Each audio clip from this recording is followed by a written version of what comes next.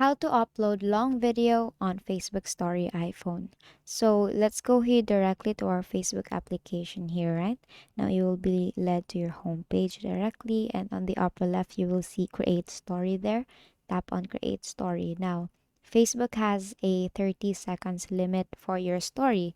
Now since you want to upload a long video, so for example this one, I have 2 minutes and 55 seconds here. And when you tap on trim on the right side here, as you can see, I am only limited up until 30 seconds. No matter how much I drag this, I'm only up to 30 seconds here. So to be able to upload long video on Facebook is you have to upload it through your messenger. So go here to your messenger. So to be able to actually upload a long video on Facebook is you have to upload it via messenger. So go to your messenger here, and then on the bottom part you will see the stories option there. Tap on stories, then add to story, then go here directly to camera.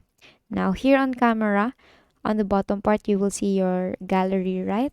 So tap on your gallery and choose the video that you want to upload here. And basically, that is how you upload long video on Facebook Story iPhone. And that is all for today. If this video helped you, please give us some thumbs up and subscribe to our YouTube channel for more tutorials. Thank you for watching.